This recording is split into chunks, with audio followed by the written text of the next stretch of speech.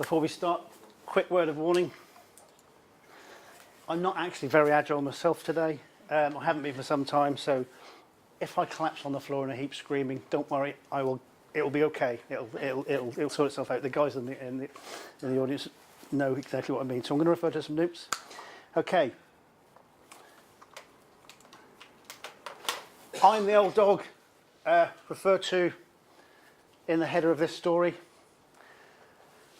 And when you're at my age, things don't always go to plan, as you've just witnessed that already. And things don't work properly. And tonight I heard, come and have a beer. Brilliant. Yeah, I heard that very clearly. That's all right. But then I thought I heard, come and talk to some Greeks. But it wasn't. It wasn't that at all. It was come and talk to some geeks.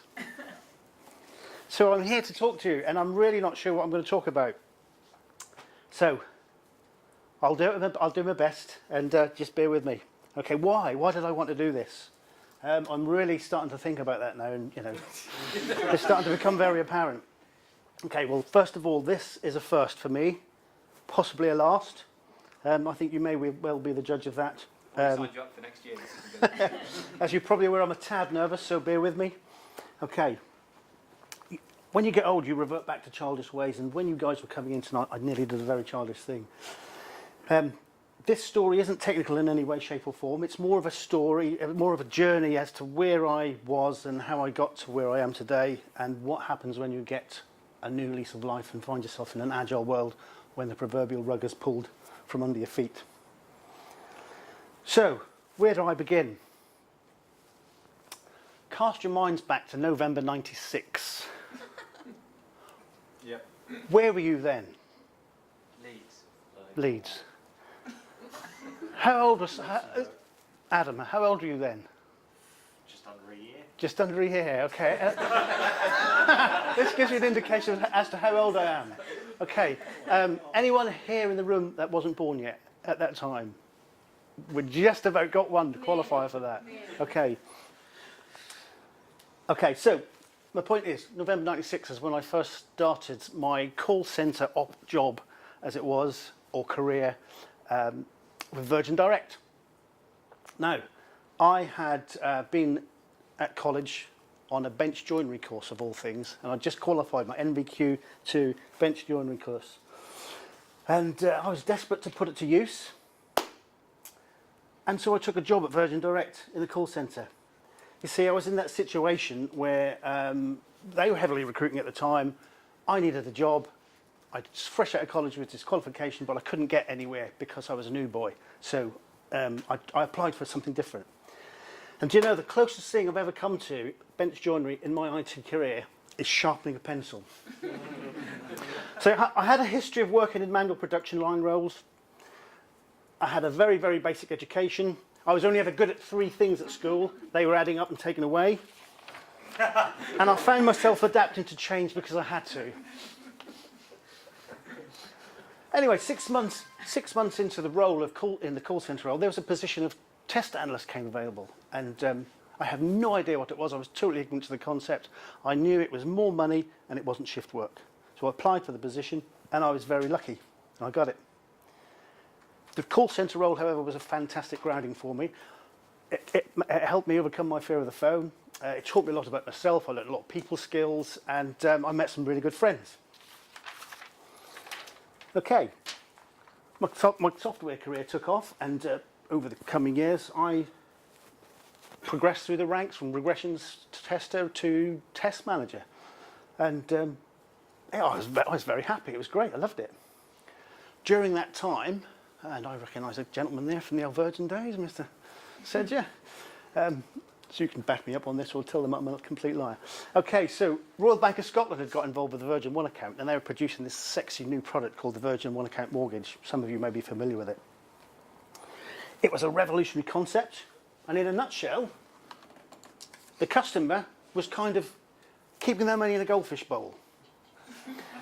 So it was a very exciting time because Richard Branson was challenging the financial services and doing all sorts of wonderful things, and it was exciting to be part of this sort of revolutionary concept. we had like celebrity customers signing up for us, and it was kind of a niche market. And there things like the welcome packs for someone that opened an account would include a leather checkbook holder, a leather wallet, all the gubbins, but they'd get a bottle of champagne as well. It's just like all this stuff going off. And the parties we had at Branson's Mansion were fantastic in this place in Oxfordshire. All the virgins you could eat. And I did my best. Now, during this time, I was managing a team of 6 test analysts, so we were doing this work, and it was fast. You might recognise this. It was fast-paced work. It was business critical. It couldn't wait for big, long quarterly releases that were planned throughout the year. And every week or two, we'd put these changes into live, test and put them into live. It was kind of agile, but we didn't know that because it was called something else. And we were kind of unaware of it. It didn't have that label. But you could say that we were building projects around motivated individuals. We had the environment and the support we needed, and we were trusted to get the job done. Interest rate changes was another thing that my team managed, and that was when the interest rate change would perhaps change on a monthly basis, if anyone can remember that far back. But the decision was made on a Thursday lunchtime, and then we had to be ready to go and be live across 4 different websites by close of business Friday. And if you didn't get it right, then the shit really hit the fan and all hell broke loose. So it was midday Thursday, Friday live or else. And that was exciting times, there was lots of pressure there. And over time, the bank had started to sink its teeth into the whole organisation, and we were slowly being chewed up, and hoops were being put in front of us, and what we were trying to do was slowing down. Now, to a degree, that's understandable. It's a big organisation, and things slow you down. But we were like, still wanted to keep this sort of sexy front end, and we had this scenario. We had this June in the whale scenario where we were virgin, sexy, front end. We wanted to remain our identity. RBS with this big, fat, slow-moving beast. And we really didn't want to be like the rest of the bankers. You may or may not have heard of that. Now then, there's always someone that wants to spoil your party. And as if by magic, the first bombshell hit. We were using a system, Mr. Sedger will remember this, CMS. A very flexible system, possibly agile you could call it. It was complex, but it was flexible. And that was the group mortgage platform at the time. Someone up in the gods had decided we don't want that anymore. We're going to use a crumbling legacy system called GMS, which is group mortgage systems. And all of the projects that were on CMS were shelved. And many, many redundancies were made, including all of the test analysts. Now, at that time, I was one of 2 test managers. So I naturally assumed I'll get my coat. However, much to my surprise, and to some people's annoyance, my role was mapped to that of a project manager. Every cloud, as they say. Time for a change again. That agile thing again. And I was sent off to report to a team in Edinburgh. Application production support. APS, tools and testing team, we were called. I never did find out if I was in fact a tool or a tester. I was too afraid to ask. Now, my role then was auditing all the test environments that belonged to APS. There was about 150 or so at the time. And I had to determine whether they were still fit for purpose, needed to be decommissioned, and there was a big money-saving exercise on the bank and a footprint exercise in the data hall. So I was involved with that, and I was working with a team called Managed Services. And they were the most dull, boring, arrogant bunch of bureaucrats that I'd ever worked with. They owned the infrastructure from where the test environments were built. Okay. It was like wading through treacle, trying to get anything done. On the one hand, I was working for the APS guys, and I knew the struggles that the development team had, the production support guys had, and they were desperate for test environments so they could fix bugs properly and not have to fix in live. And on the other side, you had the theorists in their ivory tower saying, you can't possibly have that, you're not a project, you don't need a test environment. And it was a nightmare. And I spent many a day on lengthy audio conferences, holding the coats while the 2 sides fought it out. However, over time, in that kind of know your audience way that you develop, I developed a reputation for something as a piss taker. Sorry, hang on. I'll read that again, sorry. In that way where you develop a skill set that in your know your audience type of way, I developed something of a peacemaker. And I brought a degree of harmony between the two different areas. Given that we're meant to be all be one happy family, okay, so we did eventually form good relationships on both sides. You could say that working software being the primary measure of progress. Equally interesting and challenging times. Second bombshell. The global financial crisis of 2008. I think we were talking about that earlier. The gentleman at the back was talking about it. Added to that, Fred the Shred had spent all the rainy day money on a great big pile of Dutch shit called ABN AMRO. And that was because he didn't want Barclays to have it. And that's a fact. It was quoted that had Fred not bought ABN AMRO, the great big pile of Dutch shit, RBS would have survived that crisis financially. They may not have had to have been bailed out like they did. So, and I probably wouldn't be here speaking to you today. So it's funny how things work out. Time to become agile again. Another reorganisation, another reporting line, another role change. Application management, delivery manager. Key holders to the front door of the bank, guardians of the production environment. Now I was managing teams in London, Edinburgh, Norwich, and Mumbai. And we were looking after all in Sunday, not just me, of course, there were other people involved in the team as well. But we had test environments to look after, disaster recovery plans, risk management portfolios, and I was a wearer of many hats. The most efficient and effective method of conveying information to and within a development team is face-to-face conversation. So, from the comfort of my Norwich office, with a telephone headset and a spreadsheet as my only friend, off I set. You see, the plug had been pulled on the travelling to London and Edinburgh. The bank had no money. We had no budget for travel. I used to go to Edinburgh and London on a regular basis. Now I had to do everything from afar, on an audio conference call every day and living inside a spreadsheet. Don't worry, world. Your money is safe with us. Now, at the time, RBS, in their desperation, and they had this approach to raise morale and set up a campaign. They called it Good to Great. We called it something else. It was not good working for RBS then.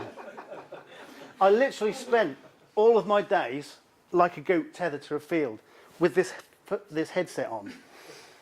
And I could walk as far away from the phone as I dare because the headset would stretch. But if you got too far, then the thing would fly off and hit someone around the head. And then you'd have to quickly pick it up and put it on again because you'd missed the audio. It was mad. Sometimes, because I was on my own, I'd have a little dance when I was on the audio. Because I could, because no one was watching me. No one knew what I was doing. I might be in my spare room doing it. Working from home was best, however, because I could sit with my pants on my head. And often I did. You see, morale was incredibly low. And there was a lot of gallows humour around at that time. And you needed that occasional injection or that morale booster, that occasional outbreak of morale, just to get you through the day. Final bombshell. Oh, hang on. Final bombshell. Another audio, another announcement. You're all being made redundant, and all your jobs are going to India. Oh, and by the way, can you please train all the people in India who are going to have your jobs to do your job, then you can leave. Thank you very much. That dragged on. It was like death row. Some of your best buddies suddenly not being there, and it just went on and on and on. I was allowed to go in September 2011, but some poor buggers were left hanging on for much, much longer than that. It was really, really demoralising for people. Now, that bowl of cherries I had in the early days had turned into a fucking great pear. Norfolk development. Keep up. It's a pear. I just need a drink, excuse me. Okay, the following May, this is the serious bit, life-changing events took place that I had no control over, didn't see coming, and I found myself on the business end of a beam of despair. Thank you, the darkness, for that line. More change, forced change. Time to reflect on how to become more effective, tune and adjust my behaviour accordingly. Agile, call it what you will. It was really time for me to roll with the punches. I really had to. That was one of the biggest challenges of my life to date. I won't bore you with the details, but we'll roll forward a while. January 2013. It had taken me a while to get back on my feet again. I was doing voluntary work for a charity called the Benjamin Foundation, who had come to my rescue back in May when I was having the business end of the beam of despair and my life took a nosedive. And I needed to get back on my feet. I needed to get back in the ring.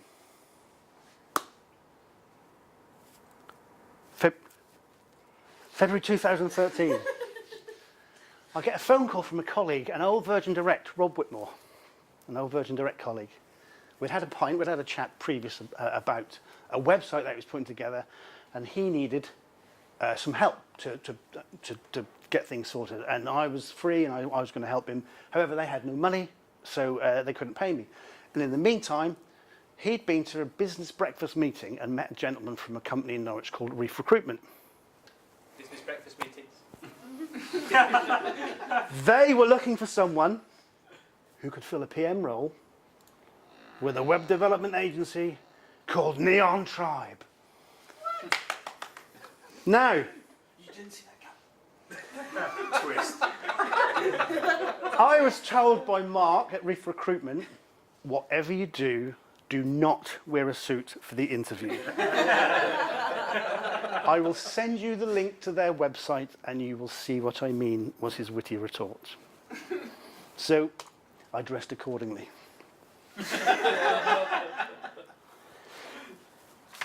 The interview, it consisted of a chat outside with me sheltering Harry's roll-up with my brolly,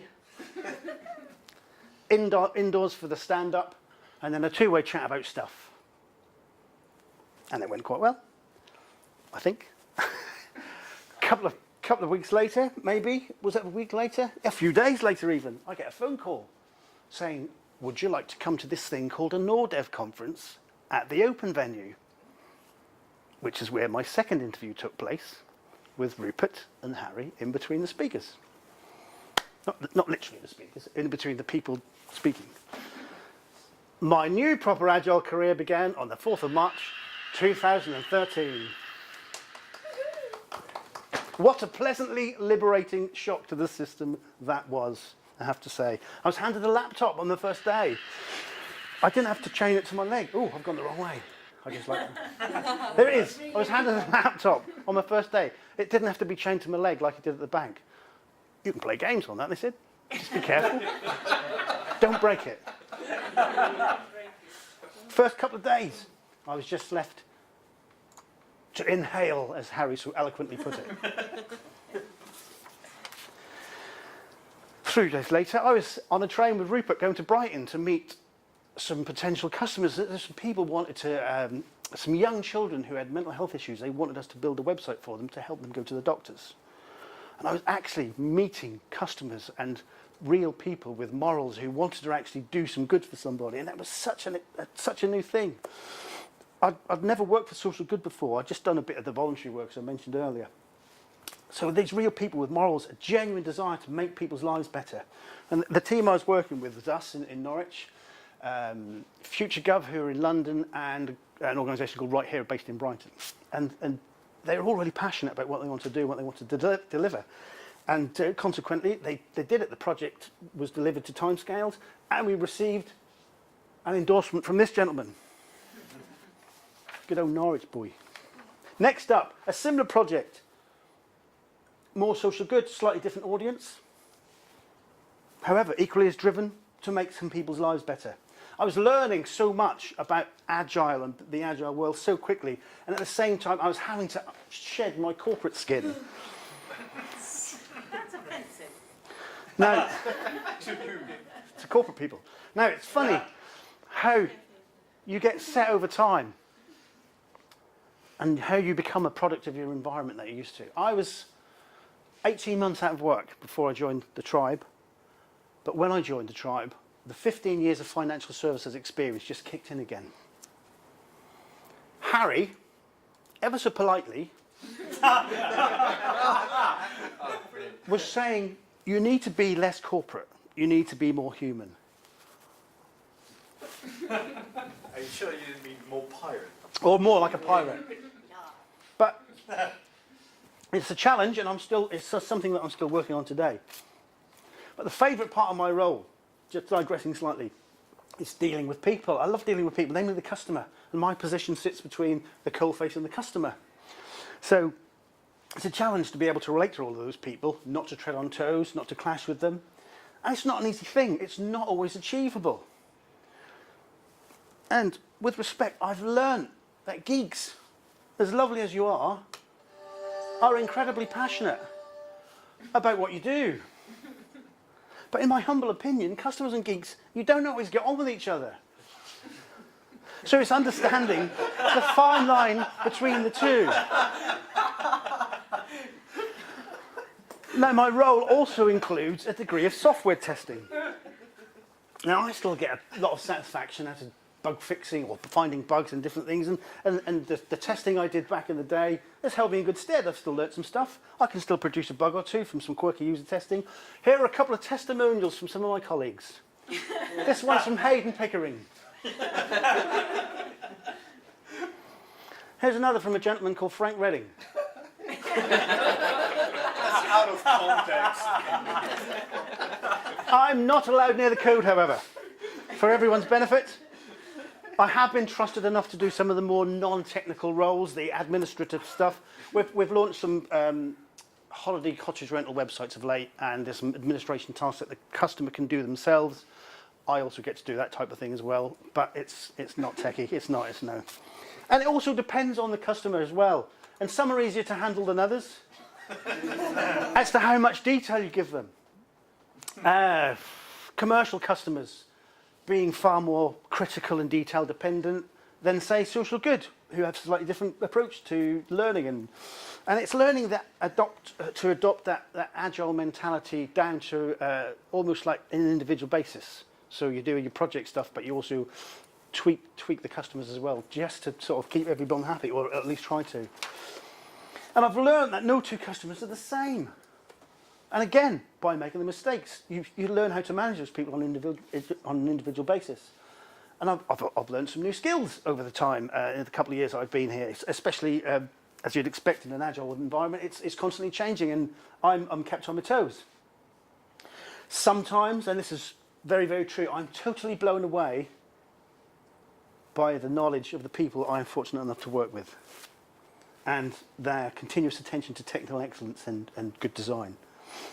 I'm forever in their debt for their patience with me and my ongoing battle to try and keep up, which I will never win.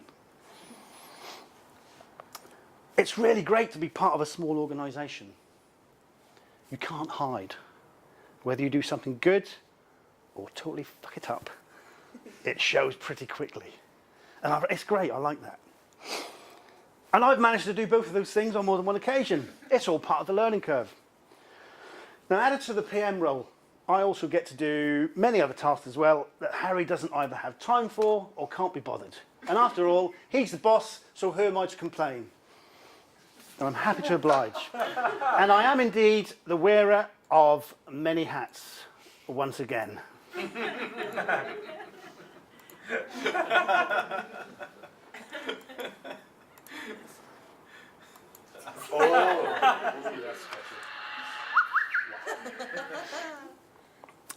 So, before I finish, a few non-tangible benefits, facts, call it what you like about working with these lovely people called the tribe, and the world of Agile where I now find myself. And do you know what? It's not like working for a company. It's more like being in a gang. And that's lovely. I like that. Okay, negatives. There are some negatives. Oh, I've gone the wrong way. I like the hat. Sorry. Next. There we go.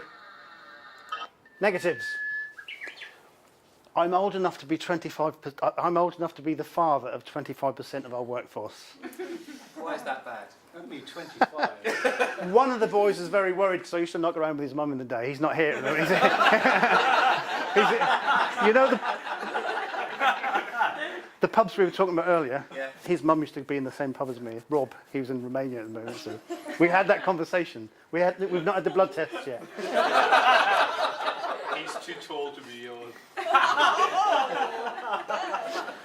Many, many positives.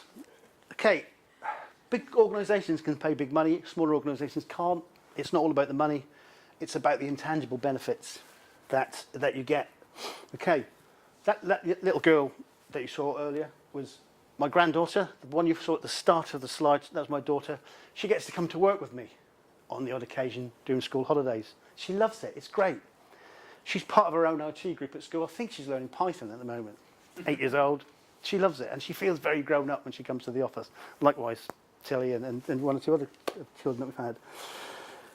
And it's a great work-life balance, unlike the mad, crazy days of RBS. And you get appreciated by the directors and the customers and the staff, I think. And being old is great. Saga car insurance. I am officially now a veteran at the climbing centre I belong to. And you have these things. Anyone had one of those? What? Can't remember a fucking thing. Like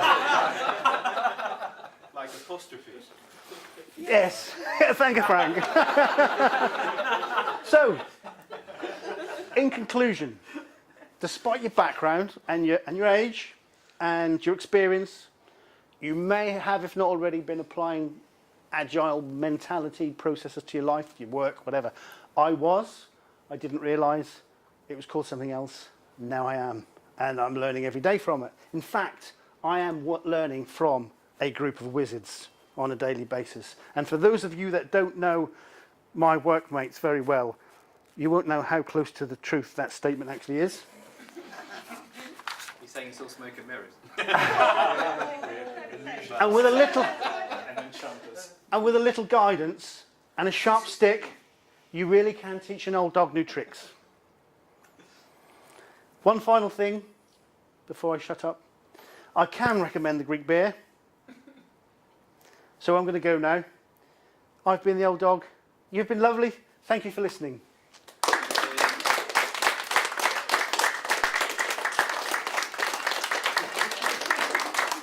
So thank you and good night for those of you that don't know. Any questions? Yeah, I've got a question. I noticed that Rupert wasn't mentioned anywhere in your slides. Oh yes, he was. We went. That's We not went. a question. Let's just. I haven't asked the question. No. I just wondered if there was some bribery going on. No, we went to Brighton together. Rupert Oh, okay. held my hand and we went to Brighton together. Looked Oh, after me in those early days. Yeah, very much so. And has continued to do so. No, great. You really I have have a question. I mean, it's perfectly plausible, but when did I call you a bastard? On more than one occasion, Frank, you didn't. You didn't. I was chatting to Hayden about this, and he said, "I'll do you a testimonial, and we'll get one from Frank because I know how much it pisses you off when you find a bug in Frank's code." That's hardly ever happened. Real question? Please. If you could take one thing from like a big corporate environment to a small company setting, one thing that you actually miss and that we don't have, what kind of thing would it be? I know that's kind of hard. That's a good question. I guess the obvious one would be finances, but it's, again, personally, you get used to what you get. You get used to what you've got, and then you adjust your life accordingly. So I would rather have what I have now than what I had then, because there's all sorts of pressure that goes with it as well. I guess there's a bigger training budget, perhaps, with a corporate organisation, but then again, that's kind of restrictive. So it's really difficult, and because I've had this it's been like 3.5, nearly 4 years since I joined the bank and left with bad memories. I've kind of got bad memories. The Virgin days were brilliant. They were fantastic. And Neil will probably back me up on this. They were really something. It was a big party to work, and it's a great place to go and work. But RBS just slowly ate us up and spat us out. And it wasn't all bad, but it's the control there they put in place, and I guess you need that with the financial industry, but financial service industry. But it's hard to actually pinpoint one thing. Maybe But- aircon? Aircon, perhaps, yes. Yeah, that would be good. I don't know. I just wouldn't. Yeah, it's that thing, isn't it? You know, there's another world out there, and you don't know it's there until you find it. And I wouldn't change it for the world now. So you mentioned about you've learned about dealing with clients and how they're all different, and you have to learn to deal with them individually. Is there any advice you can give to developers who have to deal with clients? That's the most obvious thing. Other than don't. I think we're all guilty of familiarity breeds contempt, and no, probably that's not the right statement. Hubris. Is that the word you Or we're all familiar with what we do, and we do our things on a daily basis. So therefore, we naturally assume our client know what we're talking about when we discuss it. And how I describe it, again, an age thing, is explain it to me in old money and I'll understand. So you break it down, give it to the person so they understand it, because it then isn't scary. They will challenge it because it makes sense, and you'll get feedback. Whereas sometimes people just go, okay, that's fine. You go ahead and do it, and you know more than anybody, that's not what I meant. And it just wastes a lot of time. So if you can break it down and make sure that person really understands it in layman's terms, if they're not a technical person, that would be my most sort of logical answer to that. So at Neontribe, do the developers have direct contact with the clients? Or do you- Yeah, we do. Yeah, sometimes it's better to. Henry does this with me. I want to talk to a client. I'll write stuff down, and he'll vet it first. And sometimes I'll do that with other people. Someone may be a little bit upset about the situation at the time. Think I'll deal with it. I'll take the sting out of that, and then just bring the two people together gradually, and you get the job done without hurting too many people. Okay, thank you very much for your time. Appreciate it. Let's go.